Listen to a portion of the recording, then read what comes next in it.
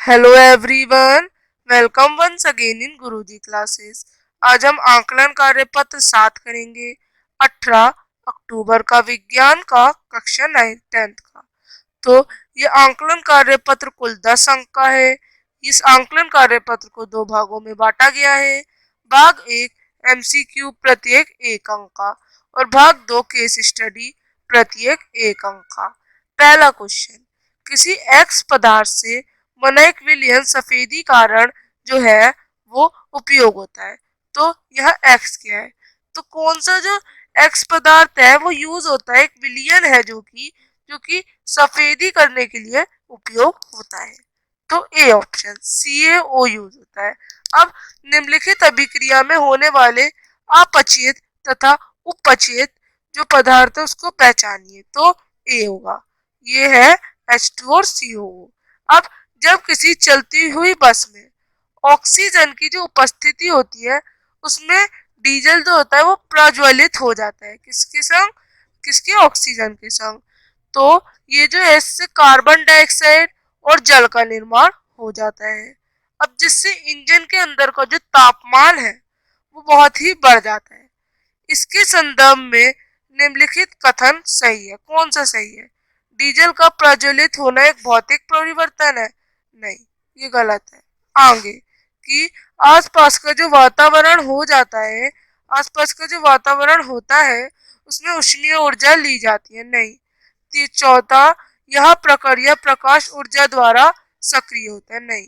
यहाँ पे है कि जो अभिक्रिया हो जाती है ऑक्सीजन तथा डीजल के बीच में जो कि अभिकारक है और इनसे क्या बनता है, क्या निर्माण होता है? कार्बन डाइऑक्साइड तथा जल। अब चौथा प्रश्न क्या कहता है? जो आपका चौथा प्रश्न है वो कहता है कि संक्षारण एक प्रक्रिया है, इसमें क्या चाहिए? इसमें हमें दो चीजें चाहिए होती है, एक वायु खुला और नमी यानी नमी। तो बोथ ए एंड बी और दोनों। तो डी ऑप्शन करेक्ट है।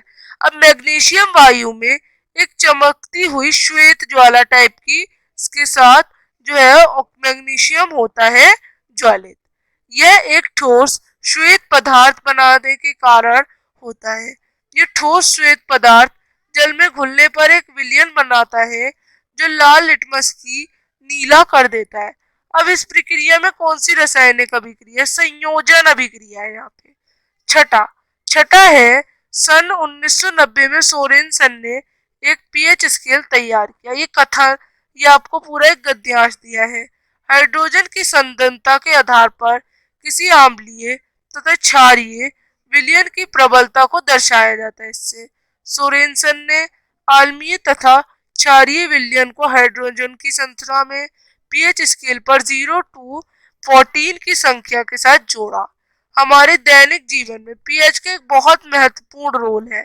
जैसे कृषि में फसल मुख्य रूप में उदासीन दुर्बल अम्लीय मृदा पीएच 6.5 से लेके 7.0 में उगाई जाती है।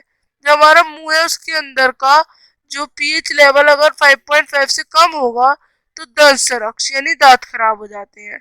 और मधुमक्खी के काटते समय शरीर में एक आम्लीय छोड़ देती है जिससे दर्द तथा सूजन हो जाती है। तो ये सब उन्होंने बताया।